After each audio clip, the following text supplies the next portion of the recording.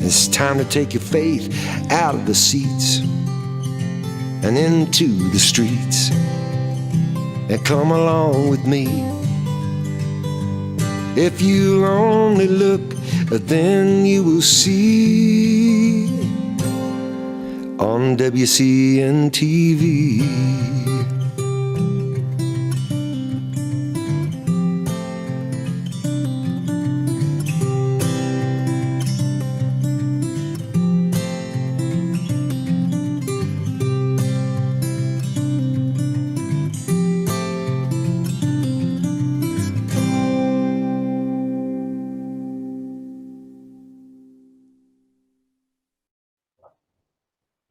Hey, good afternoon from Wisconsin Christian TV studios located in the heart of not Wisconsin, but North Carolina, where I am broadcasting from the studios in Mount Airy, North Carolina. And I'm so glad that you stopped. If you're scrolling and you haven't stopped, you need to stop now in your Facebook feed, because the next hour is going to be worth it. I promise. My name's Mike Heath, and I am co-host for Rob Pugh's Wisconsin Christian News television show, which is weekly at 4 o'clock, I believe it is in Wisconsin.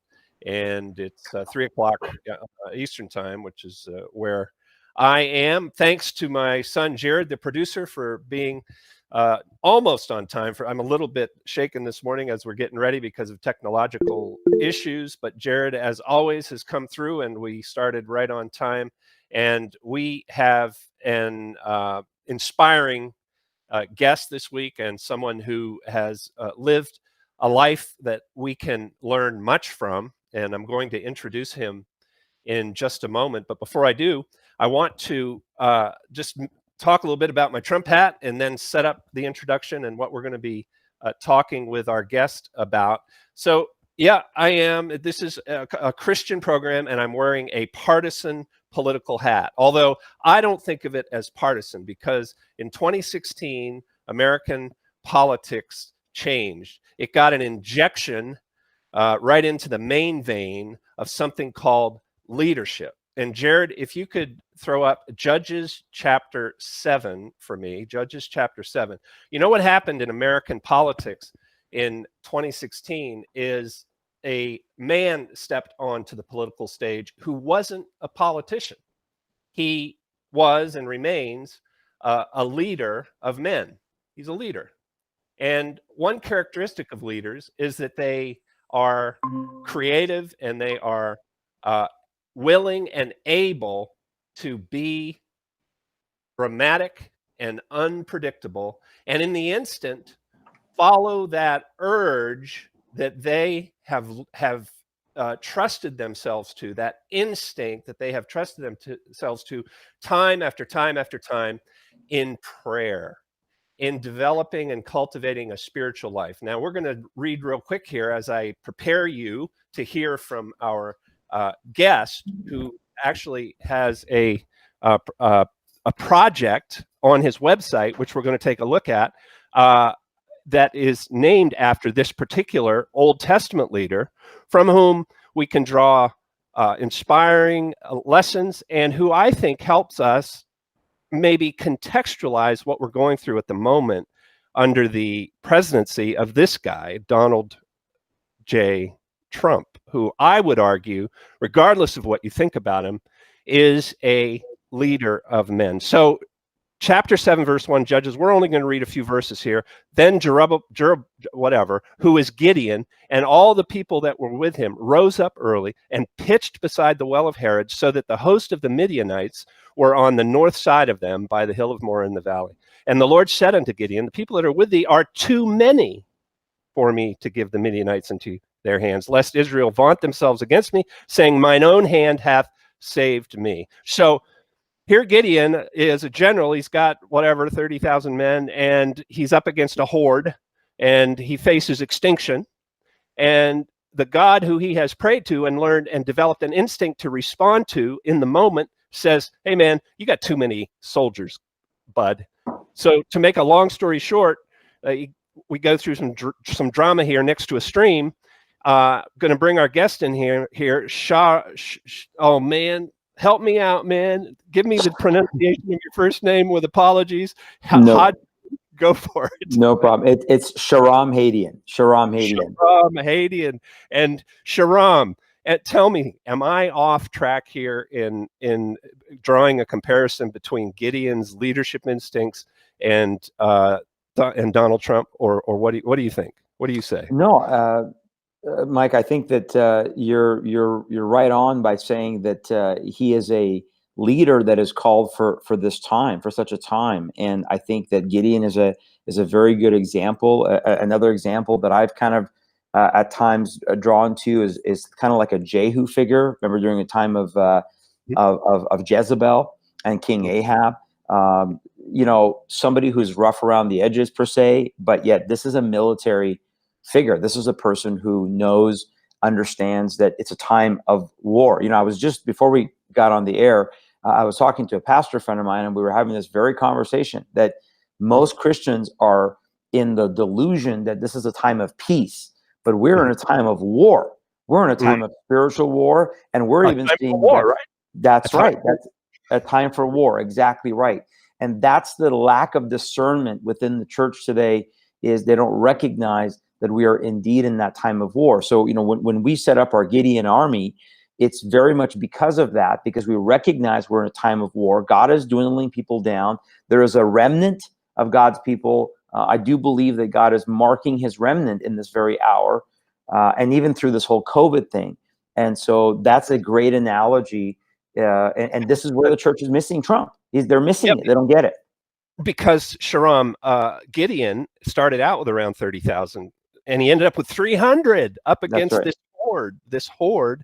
And then it gets even more dramatic in that story, which I absolutely love, because of the role that music and art play in the offense against the horde, in the actual destruction of the horde, and that is the blowing of the trumpets and the breaking of the clay pots, and the use of noise. This is a leader, Gideon, who was whose instinct led him to think and act in very unorthodox ways, which led to confusion among the enemy and ultimately their destruction. And this is always a characteristic that sets apart mundane leadership, even inside the church, I would argue, from great leadership, from really effective leadership. And I think that this distinction between mundane and really effective leadership, it becomes essential in war. In peace, you can, right, there's a lot of forgiveness, there's a lot of grace, there's a lot of time, you can make a lot of mistakes. But in war, if you make big mistakes, you lose a lot of men. A lot of people die. And Mike, we are at war because there is so much at stake. There's so much at stake in this nation. There's so much at stake globally. There's so much at stake in the church and for the preservation of the gospel of Jesus Christ. And the fact that you're talking about, and you nailed it, someone who is unorthodox, someone who is not playing by the playbook that the enemy knows. And so this is what Speaking of that, Shahram. Speaking of that, and I warned you ahead of time. I'm going to interrupt you. I apologize. No problem. I think it makes for a great meeting. Speaking of that, being unorthodox, you bring a perspective to us in the next 50 minutes or so that we really need to see, because you were born and raised in Iran, and you were raised as a Muslim, and we Americans don't begin to understand Iran at all, and we don't begin to understand the Middle East at all. And we don't begin to understand Islam at all. So I know we've only got 50 minutes, but help us out, man. I mean, and we're facing something very, very dangerous here, aren't we?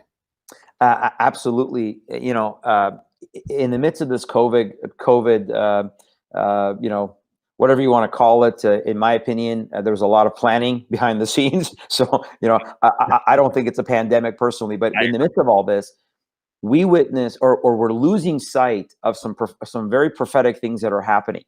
Iran is ramping things up, and both geopolitically, things are happening there spiritually. And I know that we can sort of hit on various things, but let me just quickly talk about my background, because again, I was born in Iran, in a Muslim family. My dad was in the military under the Shah of Iran. And so he actually was one of the voices who was kind of warning people about what was happening in Iran pre-1979 revolution, because there was actually a Marxist infiltration in Iran in young people in the schools and universities, which then was followed up by an Islamic revolution. And of course, Islam won out in the end. This is what I try to warn people about Islam, is that when you see Islam working with the left and the secular humanists and the feminists and the LGBT we saw Islam working with the Nazis in World War II. When you see this, Islam tends to outlast them all. And this is what is the lack of understanding in the church. They don't want to understand Islam. They don't want to understand it politically, textually, and spiritually, that this is ultimately an antichrist spirit that denies Christ. Yeah, can we go just for? I don't want to spend the whole show on this, but go back to the beginnings of Islam and talk just a bit about Muhammad.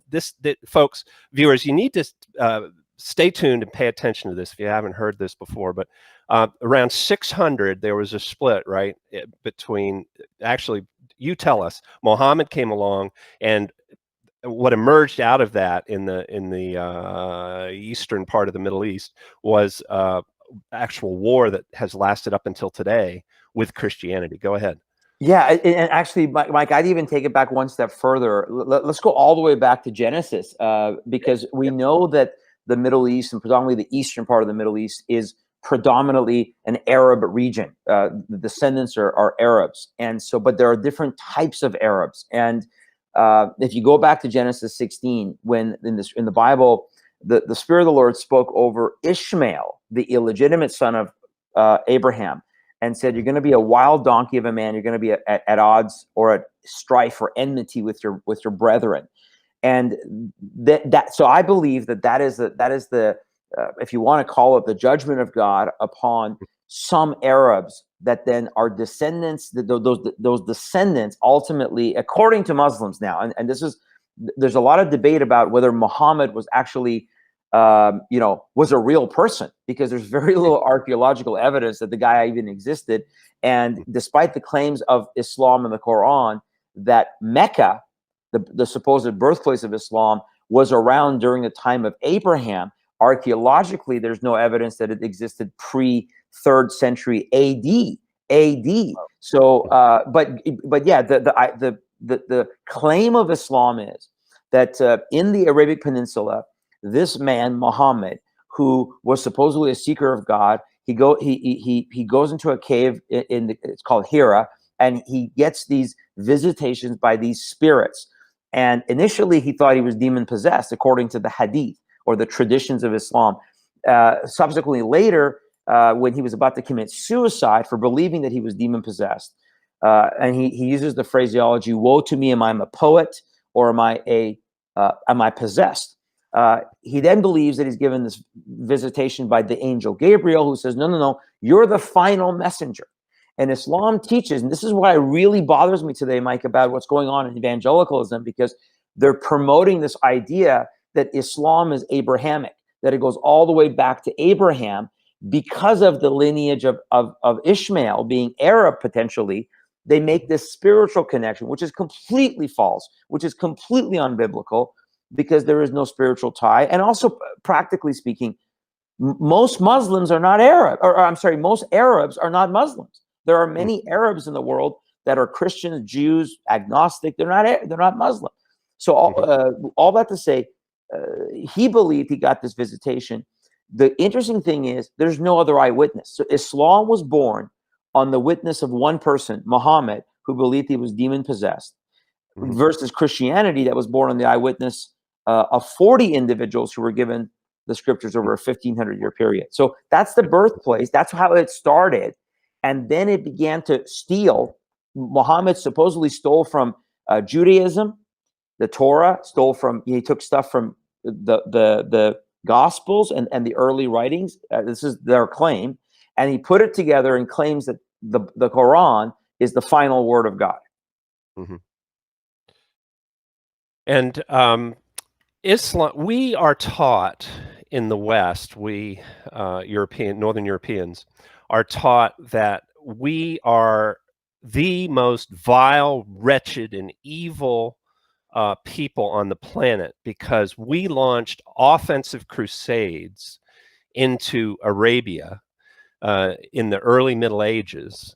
And I think there were maybe a dozen or no more than a dozen or so crusades that were launched from Northern Europe, Northwestern Europe into Arabia, specifically aimed, many of them, at Jerusalem. And we're taught that the fact that we went on the offense against those poor Arabs, those poor Muslims, makes us vile. That and slavery makes us so vile, in fact, that we all need to pony up and give to Black Lives Matter and grovel before blacks. And it's all tied together, right? With this, this is all Marxism. But speak to that issue of crusades being this vile, awful offense, militarily offensive campaign against Islam, when actually they were defensive.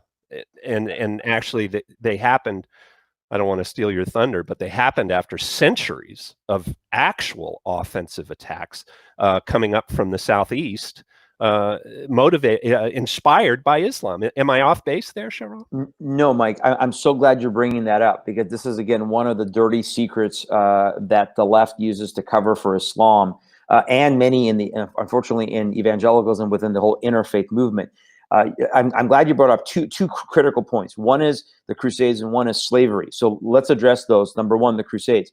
So we know, according to Islamic literature, that by 632, that after the death of Muhammad, that the second caliph issued what was called the Ridda Wars, that they began to go after all the apostates who had abandoned Islam after Muhammad died, because the early version of Islam in Mecca, which was minority, we're talking maybe 130, 150 followers after 10 plus years, when he goes to Medina and the Quran is supposedly abrogated or changed. We have two different versions, or two different aspects of the Quran.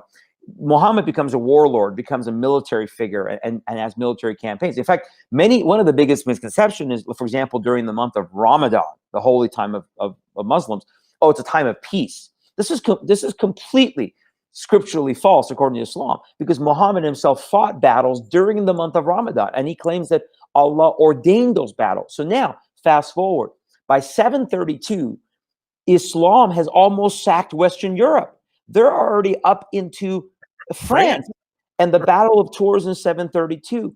Completely captured the Iberian Peninsula, right? They completely owned it completely, and made all of those nations, including Spain, dhimmis, dhimmitude, meaning that they're subject to being second-class status and under slavery.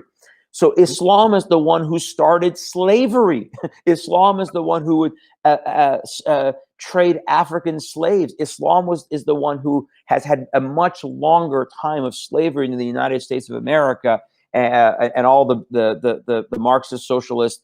Even to this day, right, Shahram? Even to this day. Even to this day, while we have completely sought to eradicate and abolish slavery, in the Muslim world, slavery is alive and well, and sex slavery is also alive and well. And this is why it's so demonic and evil. But to your point of the Crusades were not launched till 1095.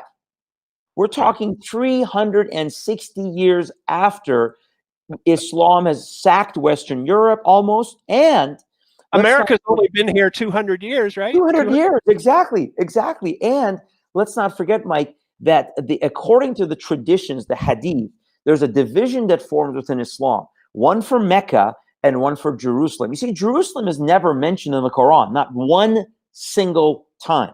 So why is it so important for Muslims? It is because of the caliph who came and said, the Umayyad caliphs who said, look, we want to have claim to somewhere, and the Arabs in the Arabic Peninsula claim Mecca as their holy place, so therefore we are going to claim Jerusalem, and that's how they built the Al-Aqsa Mosque, the dome, where the Dome of the Rock is today. That was not built till 690. So my point is, by 690 they had conquered Jerusalem. So today in our textbooks in schools, they're teaching our children, brainwashing them, Muslims were the defenders and Christians were the aggressors. This is completely nonsense. If you're even willing to briefly look at history, The whole initial push of the Crusades was to liberate Jerusalem from the Muslims. The Muslims. Who had offensively conquered the seat of Christianity, Jerusalem. Of Christianity and Judaism, the seat of Judaism and the seat of Christianity. By that time, we know that the Byzantine Empire was in full force, and they had done much work within Jerusalem. Now, one could argue, look, there were aspects, obviously, to the Crusades that were problematic. But again, to say that the Crusades were offensive in nature at the beginning and were to come against and take land that belonged to Muslims is absolutely ludicrous, and it is against both history and against Islamic teaching. We have to understand, don't we, Shahram? It's very important, it seems to me, to understand this now, because a characteristic of what the period that we're entering into, as we continue to move through this global pandemic and this global Marxist communist revolution headed toward a leftist utopia. I mean, it's all on the table now. I'm not saying anything they're not saying. They're saying, they are arguing that this unrest is justified, all this chaos and this confusion is justified, because on the other side of it is this leftist utopia. That's Marxism or communism. It comes up out of the 19th century.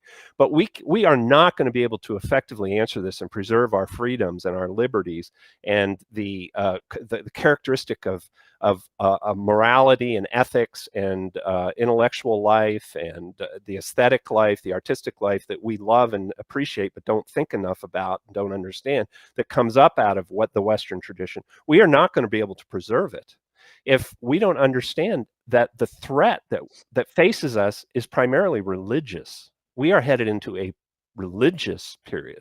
Not a period of ideology, but religion. Islam is rising again, right? From Arabia, and it's moving into Europe like it was moving into Europe at the beginning, and it's threatening Christendom. It's threatening the Western tradition. I mean, did I get that wrong, Shahram? What do you? No, you're absolutely correct, and I would even make it stronger, Mike. Is that it's not only threatening Christendom, within the Middle East and Europe. It's now completely threatening Christendom in the Western world. You look at United States, you look at Canada, you look at Australia, you look at New Zealand, you look at the fact that, my goodness, the Prime Minister of New Zealand is bending over backwards to accommodate Muslims wearing a hijab. They just declared a day in commemoration of the Christchurch mosque shootings that they had there. Yet last year we had the massacres in Sri Lanka, almost 300 Christians dead. And nothing, crickets from the world, right? But so the only thing you hear about, right, Shahram, is like in the debate last night, Charlottesville, right? Yeah, exactly. Whatever the heck Charlottesville was, right? Exactly. And then they use that as the introduction to using their favorite buzz phrase, white supremacy, whatever the heck that is, right? And the racists, they are the racists, aren't they?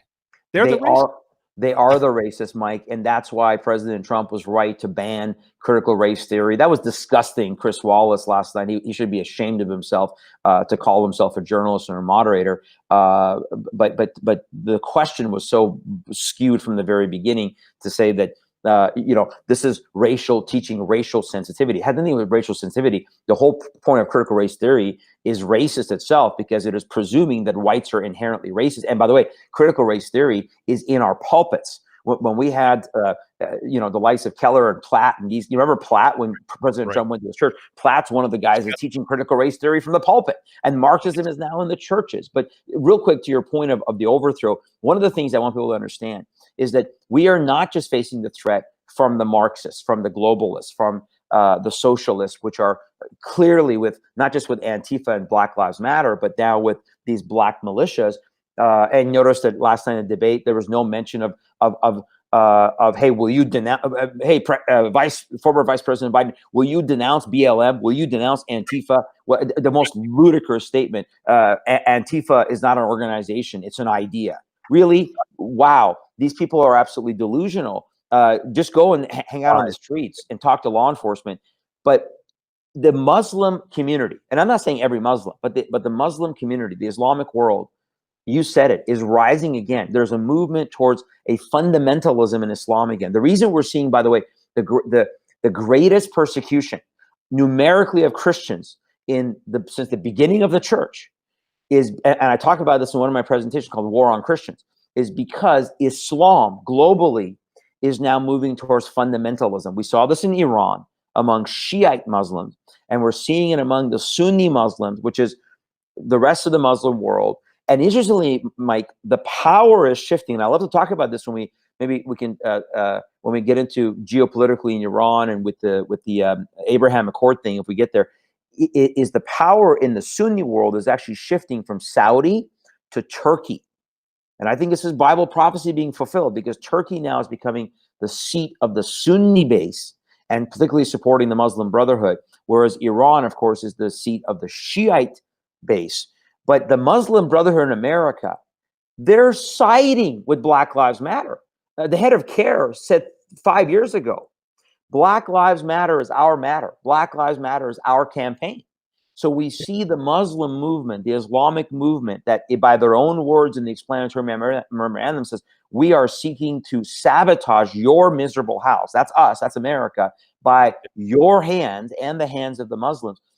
That organization and those entities, Rashida Tlaib and Ilhan Omar and Heath Ellison and all these people, they are working with the Marxists, the socialists, Antifa, Black Lives Matter, all these people, for one cause, which is to overthrow this republic. And that's why we don't understand, as you said at the beginning with Gideon, we are at war. The civil war has begun. It is the ignorance and the lack of discernment of Christians to think that we're in a time of peace. This is yeah.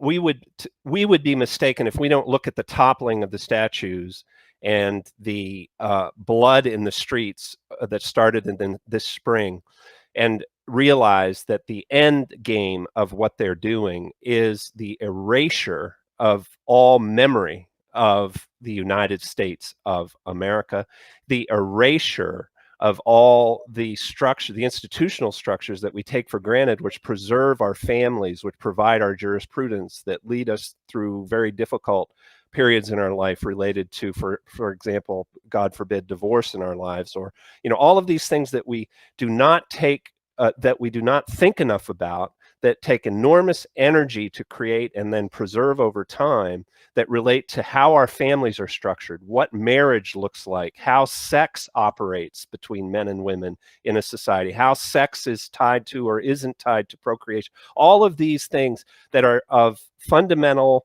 systemic, civilizational importance are at risk right now. These folks want to replace the American Republic with something else. And you know what scares me the most, Shahram? They're not unified. I don't think that they know that thing that they want to replace it with, other than this nebulous utopia, this idea of utopia on the other side of chaos. Right? That's right, isn't it? They don't really have this this unity that we sense from them is fabricated.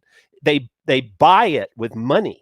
They buy it with propaganda manipulation, but they don't. This utopia that they're shooting for, it's not really there, right?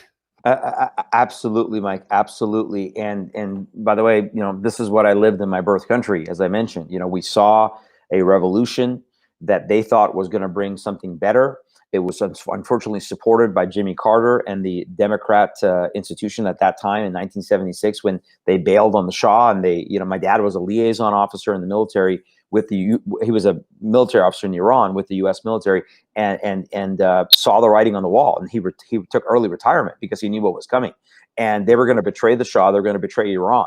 And so that utopia, you're right. They don't know, the next thing is usually worse than what we have. Right. Yeah. And so you saw this with Obama in Egypt. You've seen it with the so-called, Arab Spring uprisings, which are really Islamic revolutions. So we've seen it in recent history, and what they're doing in this nation. Absolutely, I agree with you. They don't know what is coming. They don't know what is next. There's just look at, for example, the situation in Seattle with Chaz and then Chop. Their utopia didn't last very long. Once people start getting murdered and women getting raped, it didn't last very long, their supposed utopia, because those who were there were a bunch of Marxists. And So, Shahram, Hey, I want to ask you and all of our viewers, we need, if you hate Donald Trump, you need to ask yourself, do you really think that Donald Trump is not going to leave office in 4 years if he becomes president again? If you think that, you're an idiot, because he's an American patriot, and he's not setting himself up to be some kind of Hitler. He is not. That is a lie from the left. But here's my argument, Shahram. Respond to this point. Even if you hate Trump, if you vote for the left right now, you are voting. You are giving power to a force in America that is literally going to erase the history of George Washington and John Adams and Abraham Lincoln, and our entire American history is going to be replaced with something else, and they don't even know what it's going to be completely, other than the fact that it's going to celebrate blackness. It's going to celebrate skin color. But that's what's at stake in this election, isn't it? I think so. Hate him or love him, Donald Trump, you get him for 4 more years, and it represents a pause. We're hitting pause. We're not going to go headlong into 2021, ripping down the rest of our statues, for God's sakes, right? I mean, that's what this represents. It's a pause, because Trump he doesn't have enough power politically to establish himself as a Hitler or a king, and not only, and he doesn't want to. So you got to vote for this guy if you care about anything at all that you think of as American, as America. Mike, agreed 100%. Agreed 100%. I agree with you that it's a pause. I felt that way 4 years ago. The word that many of us felt in our spirit was a reprieve, that we had been given a reprieve, a pause from what was going to happen to this nation. We're praying for that again wholeheartedly. I encourage people to pray and seek God's heart. Ask the Lord. Ask him for wisdom and discernment. Look beyond the man and look to what he is standing for, and look beyond the personality that you may not like, and look to what he's standing for. And I would go a step further, Mike, and say it's not just tearing down our statues and our history. That's absolutely true. But you go back to your list that you gave me just a couple of minutes ago. Family, marriage, just our way of life. All of those things that are based upon our Judeo-Christian foundation are all right now at stake. They are all at stake right now with regards to what is going on with this election. And Donald Trump has done everything he can to work to give power back to the people and to the local level. So I agree with you that the fact that they call him a dictator, the fact that they think he's like a Hitler, the fact that Christians have even come out and speculated, could he be the Antichrist? I mean, this is absolutely ludicrous. It is such delusional thinking. The fact is, God is trying to give us a chance to turn in some way and give the church a chance to arise, the remnant church that we talked about at the beginning.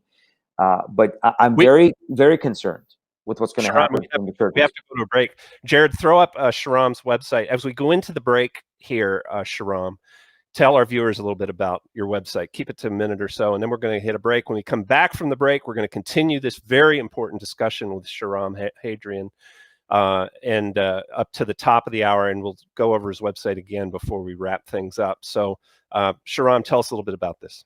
You got it. Well, this is our website at tillproject.com, as you're seeing on the screen. And we have so many resources, guys. We have obviously lots of DVDs and booklets that we have on the different topics, including how our nation's being sabotaged and the whole interfaith movement and what I said about the persecution of Christians. So we encourage people to check those out. We have lots of webinars that we've done recently, especially during COVID. We've done lots of radio programs. And so it's very important for people to check it out. Please sign up for our email newsletter so you can get our updates. And also, if they want to support the ministry, of course, is there as well. But one of the things we have is we have a no interfaith tab. And that's one of the biggest things that I'm passionate about, is to bring the church back to a place of biblical evangelism. So there's a document that we put together, biblically refuting interfaith dialogue between Christians and Muslims. We need to be able to share the gospel with them, not give them this false hope that they worship the same God and we're all Abrahamic. And so we've had over 400 signatories to this, about 30 pastors, I think now. and we're praying for more. But that's just one of the many things we're trying to do to push back. So thank you guys for supporting us, and look forward to the second half of the show. So the Truth in Love Project, be sure to check that out. tlproject.com. And we'll be right back after this. Have you been looking for a trusted long-term storable food company? We have a solution for you. Simply Clean Foods is dedicated to providing the best quality food you can buy next to fresh from a farmer's market. Our line of resealable fruits, vegetables, and meats are suitable for everyday use, and you won't have to worry about throwing away valuable groceries ever again. Our food is completely GMO-free, and our stringent quality controls, plus testing for heavy metals, makes us unique in the storable foods market. Simply Clean Foods' primary focus is to bring clean food to people all around the world and change the way we look at freeze-dried food in our daily cooking.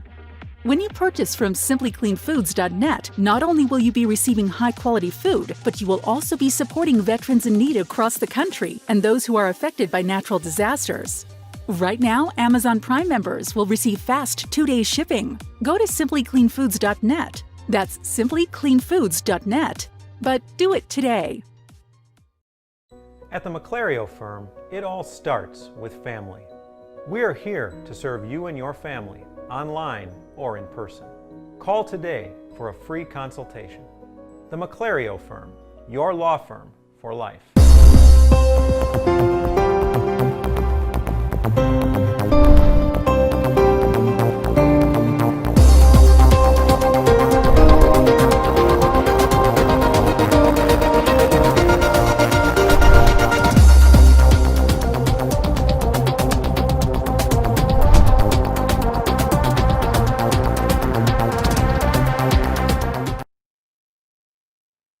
My name is Mike Heath, and I'm the co-host of Wisconsin Christian News TV. And you need to check it out if you haven't already. One of the wonderful things about the internet is we can produce this live stream. Some of you are watching us live. But what's even more powerful is as we record this, the technology, as we produce this live, unlike the old television broadcasting shows that you're used to from way back, as we're producing this live, the technology is recording it and instantly making it available on our platform. Now, you know about the censorship, right? Facebook is shadow banning good people like us, and they're actually canceling really assertive right-wing or conservative political leaders.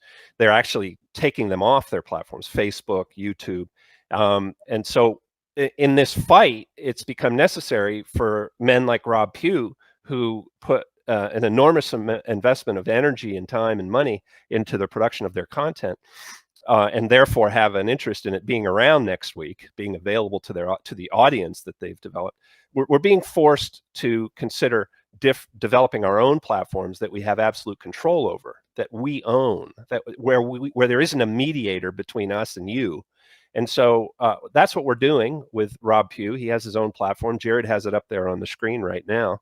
So all the shows that we've produced are available to you, and I believe it's free. I don't think Rob charges anything for it, but if he does, you should pay it. You should pay it. You should pay double that amount, just like you should send double the amount that Shahram needs in order to pay his bills.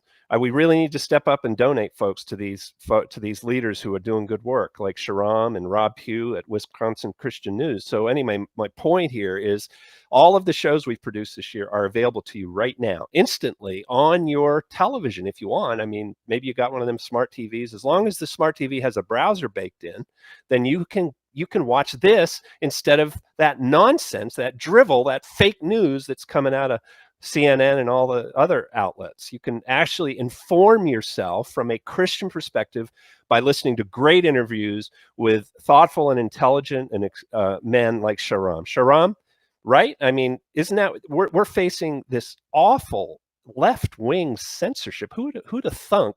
Who'd have thunk? Even 10 years ago, I guess 5 years ago, it was really starting to get going. But who'd have thunk even 10 years ago that this was going to come at us from the left, from the liberals? I mean, I remember thinking of the liberals in America as the ones who guaranteed free speech. They're the ones who had the ACLU, who fought hard to make sure that the Ku Klux Klan could march through a black neighborhood. I mean, that's how they established themselves. But that's not the case anymore. The left wing is unhinged. They want to kill us, right? Absolutely. Absolutely. One, you're absolutely right. And I'm so glad to see this platform, Mike, because this is so needed. We have to have these platforms to get us off of or dependent on YouTube and Facebook and Twitter and Google and all the other ones. So that's fantastic. And like you said, people have to support this. But number two, you're right. I hope we realize, and I've always said this to Christians for the last number of years, that our appeasement and our tolerance only goes one way. They try to silence our speech by saying, "Oh, we're for free speech, and we, like you said, the ACLU, we're about civil liberties." But you have to understand, it was never about that. It was always to silence their rivals, their political opposites. And so it was they were pretending, right? That's right. Absolutely. It was all pretense to get us to capitulate, get us to appease, get us to be politically correct, and shut our own mouths. We have silenced ourselves. Just like during COVID, the churches voluntarily shut down, and most of these churches are voluntarily staying shut and silencing their mouths and silencing their ability to assemble God's people and to come together and not forsake the assembly of the believers. And Shahram, there's literally no justification for this. The entire world should open up today. Period. Today. Period. Because there's no scientific evidence now, right? 2 weeks to flatten the curve. That was 6 months ago? Mike, that was almost 8 months ago. We're actually entering month 8 of this emergency, and these governors continue to declare these emergencies. Our governor here in Tennessee just came out yesterday and said, "Well, we're continuing the state of emergency because it's tied to our federal dollars." It has nothing to do with the emergency. It's about money and power. And so right. When are we going to wake up and realize, and these churches are going to wake up and realize that, my goodness, this is not a pandemic. This is never was. And it's not an emergency any longer. Yes, there are precautions, but it is absolutely egregious what has happened to the state of our liberties in this nation. And Shahram, the mask, it's not a mask. It's a muzzle. Please help us to see, Shahram, that this is I've seen articles, I haven't had time to really dig into them, that links this whole veiling, this whole muzzling of our face to the practice within Islam that is used with women.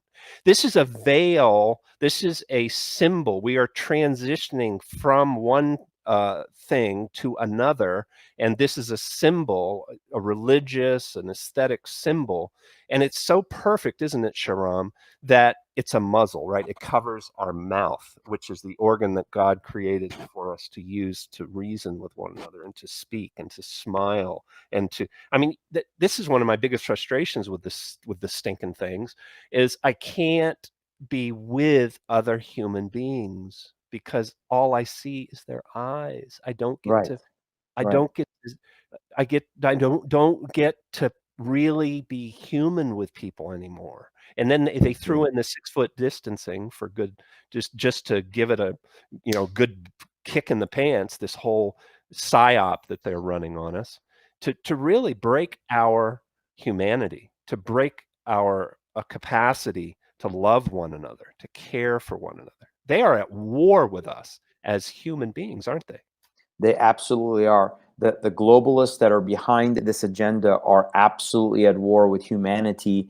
And I would go further and say with God himself, because again, they have muzzled not only individuals, but the church. And I would add one thing, Mike, and that is you're absolutely right. This is a muzzle on our face, but I would say it's also, when you look at Islam and when you look at how the hijab is used as a sign of submission. And I don't care what these feminists say and left say. They don't, they're ignorant of Islam, so they should just keep their mouth. They're the ones who should be muzzling their own mouths if they believe in it so much. But the fact is, within Islam, the hijab and the face covering, when you see these women covered, is a sign of surrender. It's a sign of submission. And I believe what they've done is they've submitted us. They've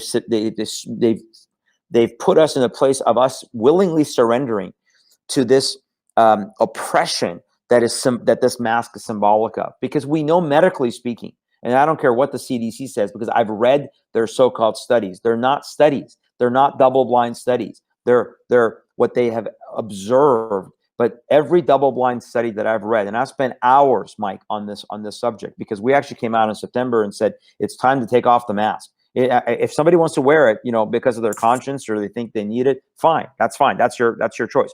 But the whole mandating has got to stop. It's time to take off the mask and stop the mandates, because we know what's coming next, which is the forced vaccines, and then the forced concentration and the forced isolation camps, which they've already set up, and then beyond that. So when we came out and said that, I got a lot of pushback. And I said, look, this is not an issue of just medical science, because I've read study after study after study. Double-blind studies show that wearing a mask without wearing a mask for COVID, for Corona SARS-CoV-2, does nothing, because the particles are way too small. They will go through, even if you sneeze, whatever, cough, they will go through the mask. And that's why so many people wearing masks are still getting COVID. I mean, if it was the case, if they would wear a mask, then we should see the COVID numbers supposedly go down, right? But as more testing happens, we're seeing cases go up, because people are going to get it and herd immunity. But it is absolutely a sign of oppression. So I said, it's not about the mask. It's about liberty, freedom, the right of conscience. Liberty, freedom, and the right of conscience. That should be our argument. Think of this, Shahram. We are adopting the ways with this veil and with this fear that do not emerge from within Christendom, from within the Western tradition, going all the way back to Plato, Socrates, and Aristotle in Greece, and then but it's not even consistent with the Jewish tradition back to Moses and Abraham.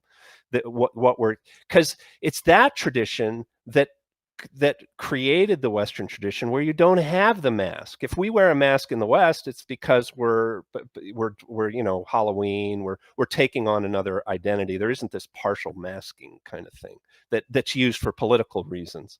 That doesn't exist in the West. But like you've said, it does exist within Islam with women. And the point of it is submission. You're signaling that you're going to submit to something or someone else. We don't do that in the West. We don't do that. So why would we reject that? If we want to be free, if we yearn for freedom, if we yearn for love and connection with other human beings, why would we do this? Why would we go in this direction? Why? Oh, Mike, that's a great question. And I think it is because of the deception. The number one argument that I get is, oh, it's about loving your neighbor. No, if I love my neighbor, I will do what is best for them. And I will not only fight for their health, but also their liberty and their freedom in Christ. And the most egregious veiling is happening in churches. Any church, in my opinion, that requires you to wear a mask to go in and worship is not a church anymore. They forfeited their right to be a church, because if you read 2 Corinthians chapter 3, it's very interesting. Where the verse about now the Lord is a spirit, and where the spirit of the Lord is, there is liberty, right? That's the verse. But it's interesting if you read just one verse after that, where the context of this was the fact that which verse is that? Pulling it up. This is in 2 Corinthians 3. Starting in verse 7, well, you can go all the way back, I think, and actually look at starting in verse 12, where it says, therefore since we have such hope, we use great boldness of speech, unlike Moses, who put a veil over his face so that the children of Israel could not look steadily at the end of what was passing by. But their minds were blinded. This is what I think is happening, Mike.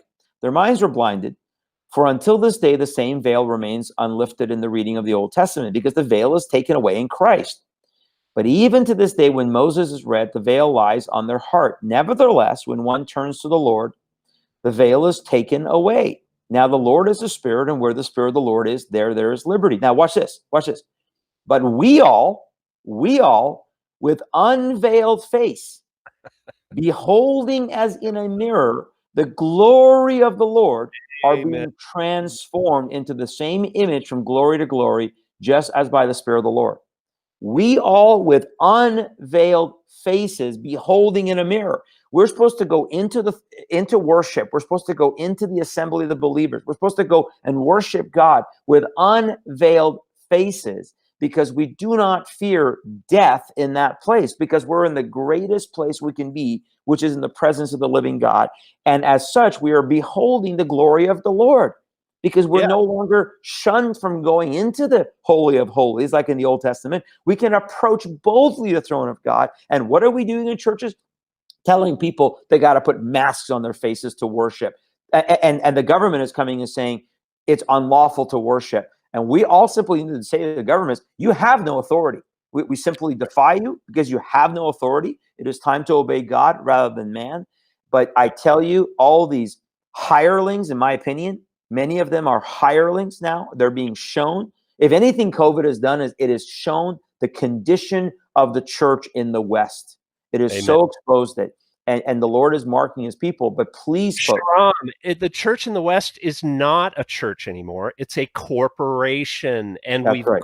granted all power and authority over our day-to-day functioning. When I say that, I mean the institution of the church. And that's every church, Roman Catholic, Protestant.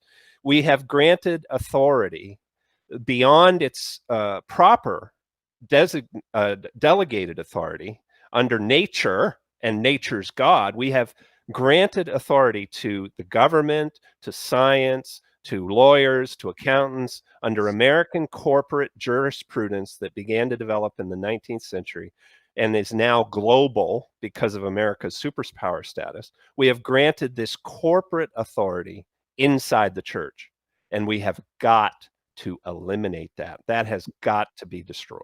Absolutely. Absolutely. And I believe that's what God's doing. I believe God is separating the wheat from the chaff. I believe that God is using all things at his disposal, so to speak, to do that, because we're seeing the corruption in the denominations. We're seeing, Yes. I've said to people for a long time, this is coming down to, there's no denomination. Well, I'm going to say it this way: every denomination has been corrupted. Every institutional church organization is being corrupted.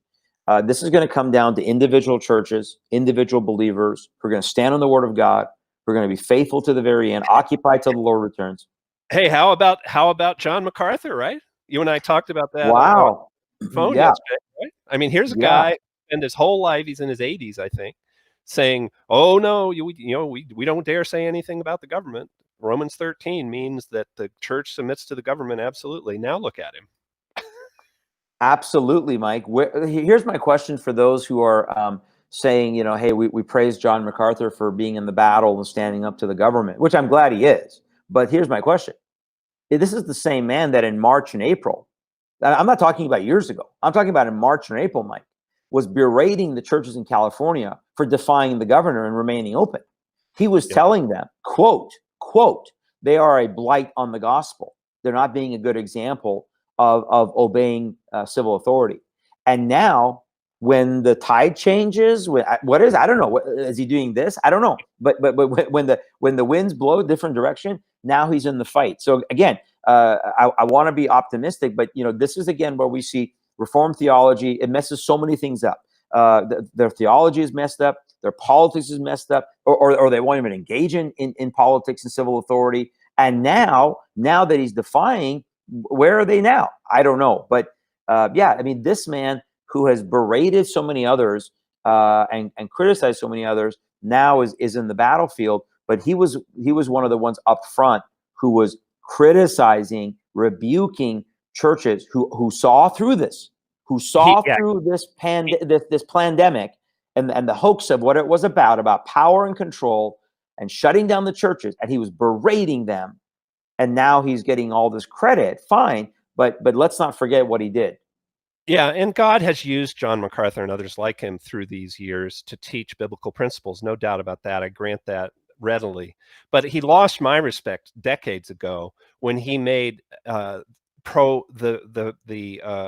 effective and confrontational pro-life workers on the front line who were carrying the truths of Christianity related to taking innocent life in the womb. The womb is where we as human beings are the most vulnerable. No, I mean, the only other time that we're as vulnerable as we are in the womb as an individual person is when we're elderly and we've entered into dementia, Alzheimer's, or into a period of our life where we're totally dependent on other people for our next breath. That's the only other time when we're as dependent on others as we are in the womb. And yet we have killed, murdered tens of millions, destroyed the idea of motherhood and fatherhood in the minds and in the lives and in the hearts and in the practices of tens of millions, hundreds of millions of Americans and people all around the world now, because we got that wrong, because we got that issue wrong. And MacArthur is complicit in that, because early on he declared that these people who were telling the truth on the streets using graphic images were somehow unchristlike or something. That is such an abomination that he did that, in my mind.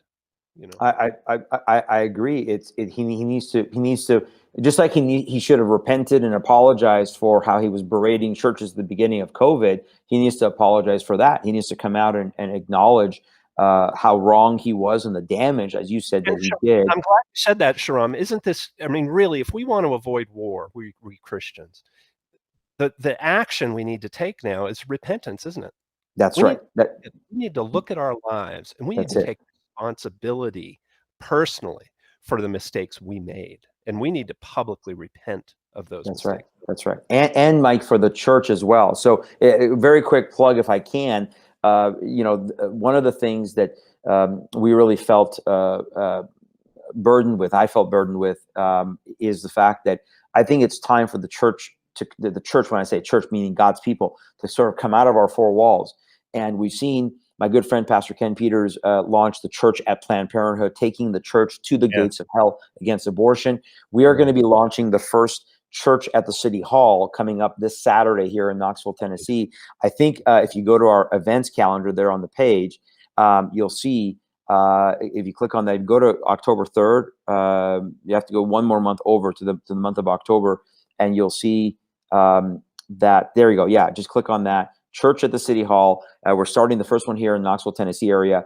We believe this is the spirit of revival, meaning turning back to God, but it will not happen without repentance. And what we're saying is the government is shutting down the churches, so we're going to take the church to them.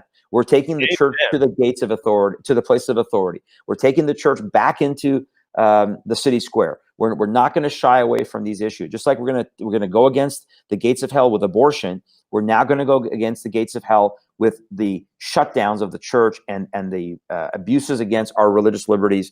Because if we don't, they're coming. Again, this is where we recognize if we're in war, we recognize we have to be preemptive.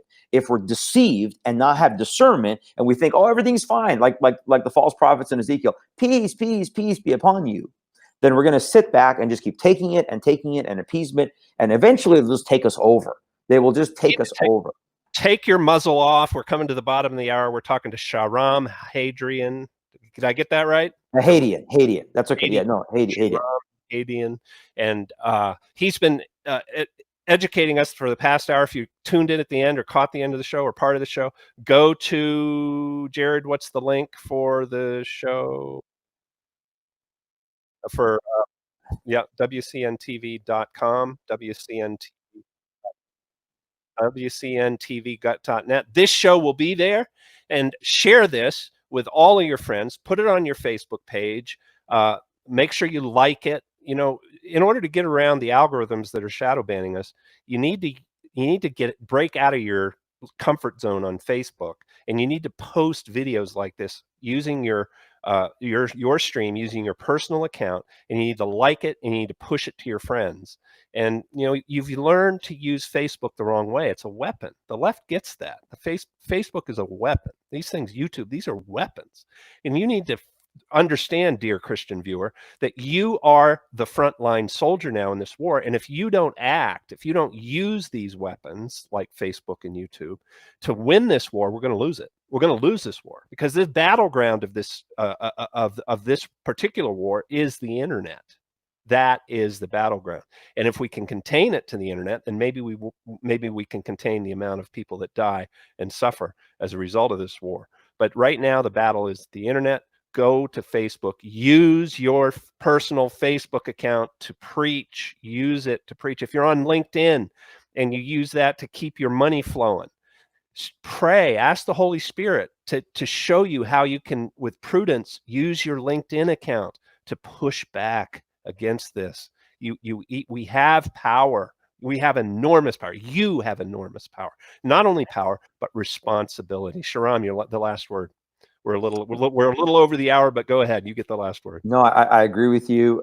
Again, as I said, I think you said it well, Mike. Number one, Christians, we need to repent. We need to turn back to the Lord. It's a time that we have to pray for this election coming up. There's so much at stake, and we need the church to arise. So thank God, God is moving among that remnant. Pray for that move. Pray for this opportunity. We have a window of opportunity for this nation to stand for liberty, the liberty of Christ, but the liberty of our republic as well. So thank you guys for having me today. It's been an honor and a privilege. Look forward to being on with you again, and continue to support Wisconsin Christian News. Get this message out, folks. Thanks for tuning in.